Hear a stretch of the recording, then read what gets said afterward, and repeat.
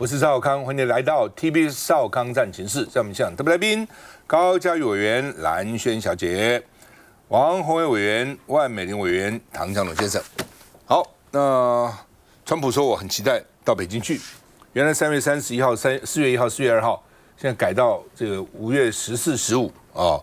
他說習近平會給我大大的擁抱，擁抱熱烈歡迎。為什麼要給他擁抱呢？所以因為中國會很高興，我要永久開放荷姆茲海峽，荷姆茲海峽運油船很多到中國去的哦，所以呢，習主席呢就為了這個事情一定會感謝我啊。那另外呢，他又嗆，戰爭已經結束了，但是呢，伊朗說哪有結束哦，我要擴大封鎖荷姆茲海峽哦，甚至還包括波斯灣啊。金融時報說，伊朗呢秘密買了中國一顆衛星。所以這顆衛星呢，能夠精準鎖定美國的基地，哦，這個衛星叫做 TEE-01B， 啊，那北京木美星空科技 Earth Eye Company 呢，地球眼睛公司，哦，英文多好哦。那另外呢，伊朗哦，他这衛星照發覺怎麼多卡車啊，哦，在那個洞口幹嘛？所以他在重建他的基地，預備2次打擊。所以美國情報顯示，伊朗有半數飛彈發射車是完好的。因為川普原來說80%、90%啊都被我銷毀了，無人機95%被銷毀了。現在呢，情報單位說還有一半。哦，當然現在情報到底有多可靠都很難講哈。但至少伊朗沒有被打的時候沒有還擊之力了哈。那另外，川普說我跟習近平有一個密函，那密函怎麼公布呢？哦，他說我要求中國不要給伊朗武器，習近平說我沒有，哦，然後就反正你不能給他武器哦。我沒有給啊。那另外呢，美國前國安顧問說，川普就跟習近平見面，也不會把台灣丟了啦，因為川普不願意在他自己任內把台灣丟了啊，在歷史上還不好看了啊。那原來是要去3天的，現在縮水成2天，36個小時，要去幹嘛呢？說要去看天壇哦，然後呢要參加川普為他們安排是閱兵給他，川普就喜歡看閱兵啊，他們美國國慶他有閱兵。然後回去以後呢，就會說，你看中國這個兵戎壯盛，美國也要這樣啊、哦，所以他們給他看閱兵啊、哦。那另外呢，這個最無聊了。川普不是前陣搞一個他像耶穌一樣，什麼摸人的頭，他說他是醫生。伊朗也做個影片，說耶穌從後面呢打爆川普，看到沒？從後面打爆川普，然後把川普丟到地獄之火裡面，受永火的這個試煉，永火的這個。焚燒熔火的痛苦，我們看一下。He's somebody that needs oil. We don't. He's somebody I get along with very well. Just wrote me a beautiful letter. 川普在下個月川習會前自曝習近平回信撇清軍援伊朗。I had heard that China is giving weapons to, I mean, you're seeing it all over the place to Iran. That China is Did he giving say weapons. He's giving them? Yeah, and I wrote him a letter asking him not to do that. And he wrote me a letter saying that essentially he's not doing that. 川普還發文稱，中國已同意不向伊朗提供武器。幾週後訪中時，習近平會給他一個大大的擁抱。President Xi assured the president that they are not supplying Iran with weapons throughout this conflict, and that assurance was made to the president. It's obviously something the administration keeps close tabs on. 然而，《金融時報》揭露，不僅有北京公司偷偷提供伊朗衛星影像，甚至簽署合約，讓伊朗軍方可以獲得一顆間諜衛星，才精準打擊美軍的中東基地。就在北京缺油之際，俄羅斯外長訪京，向習近平提出俄羅斯可以補上能源缺口，並鋪排普京下個月訪中。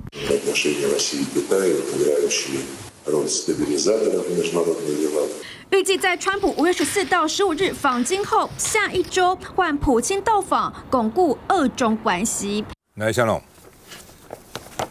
對於現在的和談來講，當美國只要願意去談，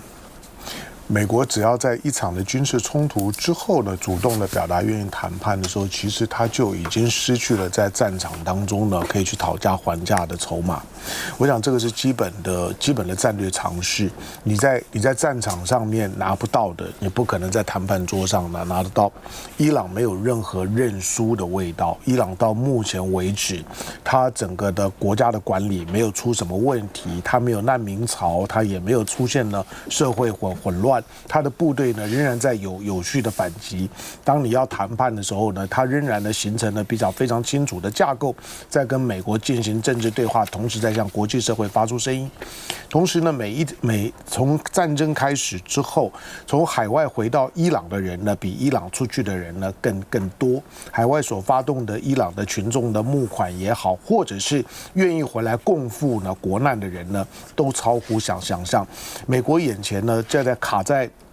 所有对伊朗的這場的軍事行動裡面，無非呢就兩個原因。第一個就是他現在呢基本上四大皆空，不管是想要推翻伊朗的政權，想要呢控制呢伊朗的核這些原料，不管是呢想要打通荷姆茲海峽，或者是呢想要阻止伊朗呢在擁有呢長程導彈，這4個目標呢沒有一個在戰爭當中呢達到，在談判桌上他也達不到，頂多呢只是一種呢折中協調的結果。第二個呢是他呢打出了一個呢六親不認的格局，他周圍身邊的所有的主要的同盟，美國有40幾個軍事同盟。什麼叫軍事同盟？軍事同盟就是國與國之間形成一個生死與共的關係。今天誰敢碰你，那我就跟他拼了；或者今天呢誰招惹你，我就跟你一起去。固然呢，美國呢一天到晚的打杀的，不見得每一場呢大家呢都會呢全力以赴。可是呢，美國在2戰之後，1945年之後，美國第一次遇到一個呢，他呢出動了這麼大的一個軍事力量。但是呢，在打擊的過程當中呢，沒有任何一個盟國參與，除了以色列以外，一個都沒有。美國現在在國際社會當中，美國跟以色列呢現在的形象跟聲望呢都非常臭。這點可以從呢最近這2個禮拜，在國際上面的幾份的跨國的大規模的民調可以看得出來，對美國的信任度呢不斷的在下降，對中國的信任度呢跟喜好的程度，竟然呢會超過美國。超過呢川普，這一點呢對美國來講呢是他最大的壓力，所以眼前他基本上面他在戰場當中他拿不到，他只好停下來。而停下來原因呢，剛剛主持人提到的，我一直認為《金融時報》的那條的新聞是有重的，準確度呢是很高的，它倒未必呢是什麼間諜衛星，而是中國呢把許多呢衛星呢發射上去了之後，在呢大概呢550公里的太陽的同步軌道，估計呢快則呢每10分鐘左右可以呢繞特定的地點一圈，同時呢具有換軌的能力。我發射了衛星在那地方等，有任何需要呢這種的衛星的，你可以來跟我談條件，談好了之後呢就當做生意一樣，我就把這顆衛星呢租借給你。伊朗租到了這顆衛星，這顆衛星的解析度比伊朗自己呢所擁有的衛星好10倍，所以呢，它才能夠精準的在0.5公尺的範圍之內呢做精準打擊。伊朗後來的在導彈當中的攻擊的結果，讓美國跟以色列非常清楚的知道，這不是伊朗單獨辦得到的。所以如果再打下去了之後，美國呢在中東很嚴重的戰略裝備的損失呢會持續的惡化，所以就不打了。今天呢是美國不打也不能打，就像去年你看到呢，美國呢發動了關稅戰，為什麼關稅戰打完了之後，從4月呢到10月，中國沒有讓一步，但到10月的時候，美國自己要喊了關稅戰休兵，因為打不下去。去年的關稅戰打不下去，今年地面戰打不下去，都是因為中國。好，那這個以色列跟美國了哈，說呢要繼續封鎖哈，那伊朗的警告就是說，你美國如果敢來封鎖的話呢，我就用飛彈把你美國的軍艦打沉。川普不要想扮演警察的角色，警察不是你，你不是警察啊。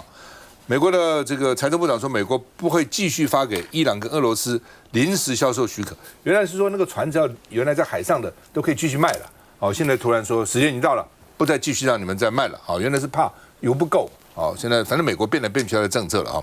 那另外呢，現在傳出來說伊朗要退讓。怎麼退讓呢？就把荷姆茲海峽靠近阿曼那邊的航道，我們看荷姆茲海峽靠近阿曼在這裡，對，靠近阿曼的航道，靠近邊上的航道開放。哦，這邊還是不開放，你來這邊我打你，看到沒有？飛彈打你，你靠近阿曼這邊開放給你。哦，如果你美國繼續封鎖港口，我要阻擋紅海、波斯灣、阿曼灣這些重要的航道，我都要把你擋下來啊。哦，那另外呢，這個王毅跟伊朗的外長通電話，說國際通行海峽航行自由跟安全跟得到保障。伊朗就是中方啊，一直以來都為了局勢的緩和、降溫做努力，我們感謝。不過民主党議員提出來說，叫川普不要打了，因為60天以後必須要國會授權了啊。現在不到60天，但是呢，參議院47比52還是輸了啊。共和黨只有1個跑票的，就1個啊。那其他呢，其實都沒有，只有 Kentucky 的這個蘭德保羅，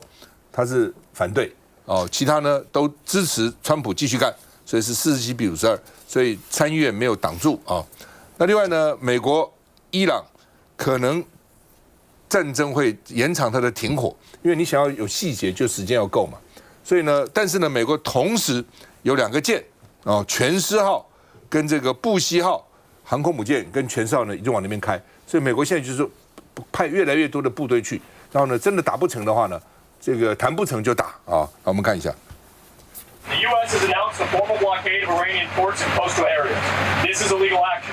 All vessels are advised to immediately return to port if leaving. 美國中央司令部發布警告音訊，任何過境或離開伊朗港口的船隻都將被登船攔截扣押。雷達畫面也顯示，一艘受美國制裁的油輪里奇斯塔里號就在阿曼灣被迫掉頭。伊朗不僅海上被封鎖，陸地上的飛彈發射設施也在美國和以色列的打擊中損毀大半。只是卻有衛星影像拍到，以色列疑似趁美伊暫時停火，出動重機具清理飛彈隧道入口的瓦礫，試圖重新恢復飛彈地堡的功能。That there's a resiliency to this regime, and we've known this. I think we knew it going into it, but they're not going to give up, and they're not easily. And so if they have to dig through the rubble to find launchers and to be able to cobble together systems, they're going to try to do that. 隨着2週停火協議將在22號到期，巴基斯坦派出陸軍參謀長在德黑蘭拜訪伊朗外長阿拉奇，希望說服伊朗重回談判桌。外界也傳出美國要求伊朗延長停火，白宮出面反駁。That is not true at this moment. We remain very much engaged in these negotiations, in these talks. 白宮表示，下一階段停火談判可能同樣在巴基斯坦舉行。一名參與調停的官員說，調停方正在促美伊就3個爭點妥協，分別是伊朗核計劃、荷姆茲海峽與戰爭賠償。洪偉。其實這場美伊戰爭發展到現在我想世人大概關心的是2點第一點就是荷姆茲海峽到底什麼時候可以被開放因為這個已經影響到全球的國際跟能源的價格。那美國雖然一直說一開始讓伊朗一定要開放荷姆茲海峽，可是他好像所有的努力還是沒有辦法讓它恢復正常的這個航運。那現在又說他就直接要封鎖伊朗的港口，可是你根據一些資料顯示，那看起來呢也沒有辦法完全的封鎖。那至於伊朗講說那不然的話我就要封鎖紅海啦、波斯灣啦，或者封鎖曼德海峽，因為曼德海峽其實它的這個重要性是跟荷姆茲海峽是一樣的。那如果是發展到這樣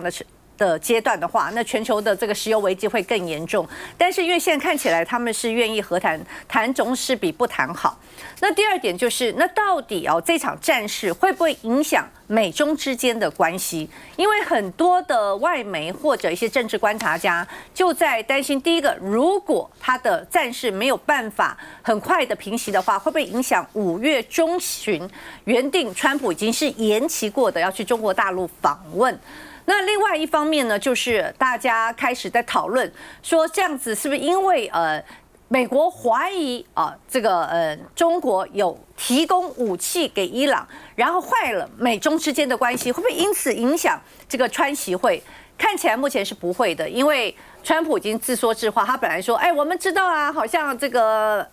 中國有提供武器啊，可是呢，他說中國也跟他講了哈，說其實沒有提供武器，所以他覺得他要給他一個大大的擁抱。所以川普所表達出來的第一個川習會，也就是他要到中國訪問，看起來目前沒有生變。第二個，這是他每次都掛在嘴巴裡啊，他很喜歡習近平，他跟習近平的關係很好，現在要跟他擁抱，所以他並不想因為美伊的戰事去這個影響了這個他去中國訪問或者是川習會。但是美國還是有人在扮黑臉，好，他扮白臉。另外一個貝魯特，就開始講了，就是他的財政部長，好，就指責這個中國，說中國這個人這個國家不能相信啊，哈。然後呢，他現在在這個戰爭的時候啊，大家都沒有能源啊，可是呢，中國沒有幫忙，好，還在那邊囤油，好，這就是美國財政部長就扮黑臉，好。讓看起來呢，美國也是某個程度要拉高姿態。可是我覺得你美國財政部長講這些也沒有用啊，因為事實上國際能源總署前幾天就已經講了，他事實上是警告，包含中國還包含美國，他說你們兩個國家現在都在囤油啊。那你中國本來就是能源缺乏的國家，它本來就不產石油，它都要從國外這個進口。你美國產石油。你美國發起這場戰爭，結果呢，你自己還在囤油。我起碼講，人家日本2次釋出戰略儲油啊，他現在已經日本做了一些事情，他現在還要有一些基金，他這基金是幹什麼呢？他要去投資，還有補助一些東南亞國家。他說，因為啊，現在這個很多原物料缺乏，那所以怕擔心，尤其現在醫院很多什麼都缺貨嘛。至少人家還展現了一個，就是我釋出戰略儲油，我願意跟我的夥伴，我提供資金，我提供補助。你美國自己是發動戰爭，造成全世界的這個石油價格高漲，造成全世界在搶油。結果能源總署講的是你美國也在囤油，所以啊，就是不要50步笑100步啊。當你說中國囤油的時候，人家也看到你美國在囤油啊。徐小姐回來。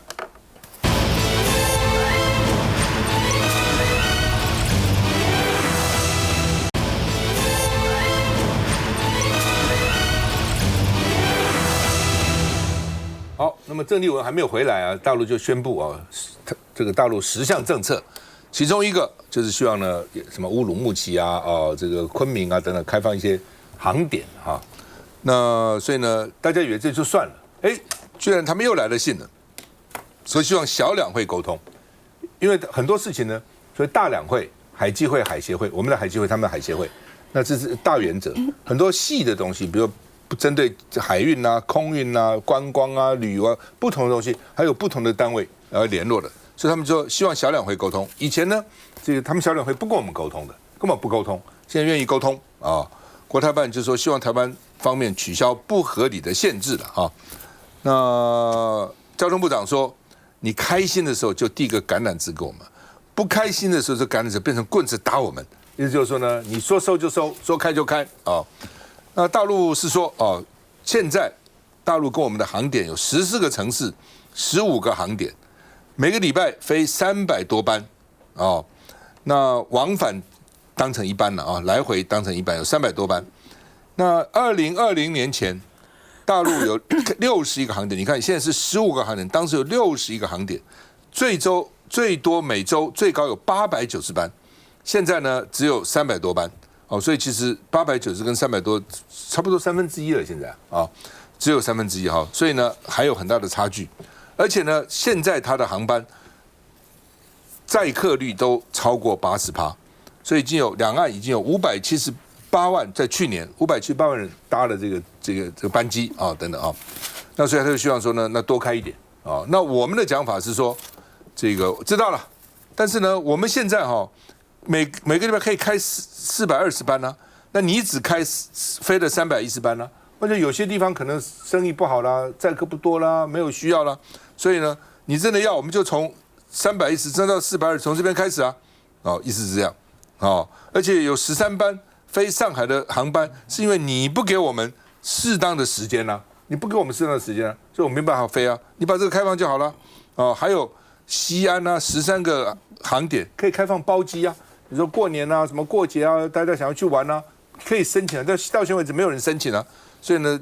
民航局就是說我們是有餘裕啊，但是大陸講的那些新的那些就是所謂現在的新航點，什麼烏魯木齊啦、西安啦什麼這些，到底開不開放他也沒講啊。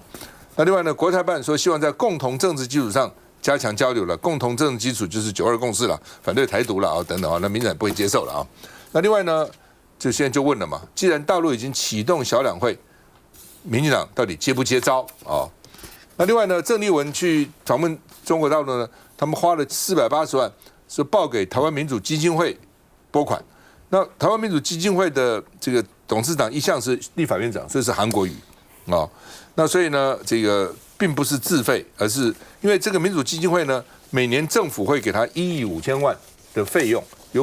其中有3000萬是各個政黨可以去申請的，本來就可以。所以呢，既然國民黨申請就給嘛。哦，那民進党就說這個啊，為什麼我們左潤泰到日本就不能核銷？你鄭麗文到中國就可以國庫出錢啊？那另外呢，這個國民黨文傳會主委這個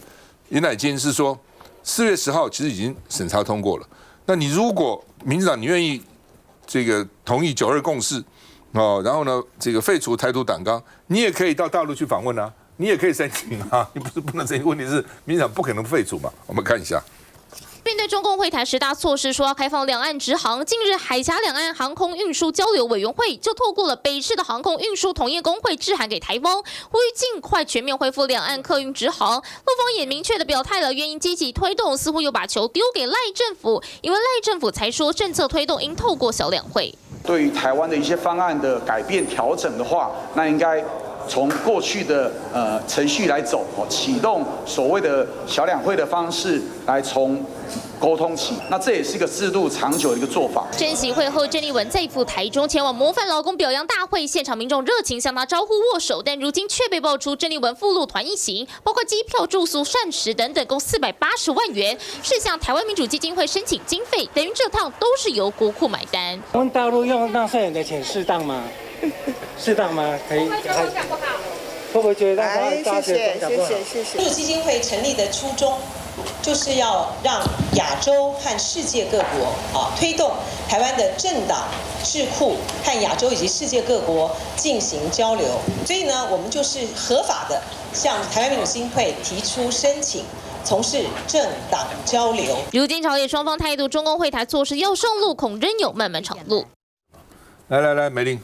其實，在這個時候，我們看到中國大陸對台灣提出的10大政策哦，其實當然是橄欖枝啊，因為這些裡面的政策其實都是在我們很多項當中有很多人所期待的哦。但是呢，在民進黨過去用抗中保台的這個政治策略上面得到很多政治紅利，你要叫他在這個時候來讓步，我覺得也有相當的困難了哦。那但是呢，從這個10大政策出來以後，不管是行政院啦、陸委會啦，包括昨天這個交通部啦哦，我覺得他們都是一臉不屑，我覺得連想都不想想。哦，連看都不想看哦。那包括這個兩岸直航正常化、上海、福建的自由行啦，還有這個農漁業的產品輸入啊，光是這3項，其實哦，我覺得都是我們台灣人民引領期待，說是不是可以來做一個很好的交流的哦。可是呢，現在看起來哦，沒有什麼是比民進黨的政治利益更重要的。所以我覺得民眾的需求，其實他們常常就是用一種這個抗中保台的這種話來把它擋在前面哦。那當然啦哈，我們還可以看到這個政策一出來以後啊，其實民黨上下又說這是一種統戰的手法，千萬不要被統戰了。我就很好奇，其實基層民眾也在跟我們講說，其實去大陸玩一趟，我們就會被統戰了，回來就不愛台灣了嗎？我們的水果、我們的農漁產品賣到那個地方去，難道這些漁民、農民就會願意來接受大陸的這個統治了嗎？這不可能嘛！難道民黨政府對於我們的這個民眾是這麼的沒有信心嗎？哦，好，然後我們再看這個台灣過去的觀光客，我們都知道，其實在陸客不來之後，我們的觀光其實是大受衝擊的。過去陸客來的人數也好，在這裡消費也好，對於整個台灣的觀光啦、景點啦、旅遊啦各方面，其實是有很大的幫助的。所以呢，這一次在這個所謂的10大這個政策提出來之後，我們也看到觀光股啊，其實是大漲的。可見我們在觀光業這個上面，我們很多的業者其實是很盼望說，趕快這個春暖花開可以來哦。那這個雙方可以這個有來有往，交流總是比交戰好嘛哦。那那個部長哦，其實在這個交通委員會在備詢的時候呢，其實我覺得啦，他們其實民進黨很擅長就是這種文青式的這種說法，說哎呀，大陸說這個遞出來是橄欖枝，可是不是哦，這橄欖枝可能隨時變棒子哦。可是我們要講的是，在兩岸這個開放這個直航也好，這個觀光的這件事也好。在這個疫情之後，我們因為疫情的關係停了嘛，可是疫情之後其實不再復航，其實就是民進黨政府嘛，用各種方式去把它卡着了。所以他說，其實我們現在看起來沒有這麼大的需求，但是馬上旅遊業者就跳出來打臉他，他說怎麼會沒有？旅遊業認為怎麼會沒有這樣的需求嘞？明明現在就是供需極度失衡哦，他們的說法是極度失衡哦，不管是他們希望說這個在旅遊團的這個出發啦，或者是在直航的點哦，過去有很多2線城市或3線城市，事實上現在有很多台商在那裡，那也有很多台商的眷屬在那裡，甚至於還有很多的學生在那裡念書。那又或者是還有我們很多旅遊团都想去2線城市，其實以前直航的時候可能2個小時、3個小時就會到，現在恐怕轉機要轉到1整天的時間，甚至於還要有的時候過夜在等隔天的班機。所以在這種高票價、高成本，那整個出團是很低效率的情況之下，那當然你就會覺得說，哎，現在好像沒有那麼多人想過去中國大陸，事實上是這些不方便造成的，所以旅遊業者會紛紛站出來說，我們還是希望這種直航能夠達成了哦。那這個我們的部長啊，這個交通部長陳部長也講說，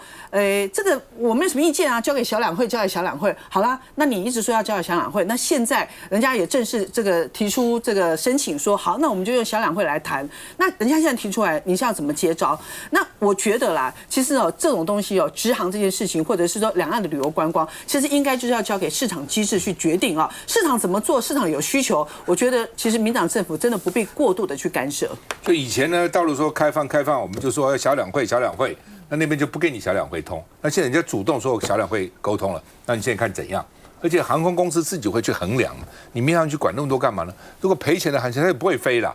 哦，所以呢，他自己覺得有需要，那就飛，你就核准就好了嘛，幹嘛這邊扯過來扯過去，講什麼橄欖枝又變成棒子啦等等。需要再回來。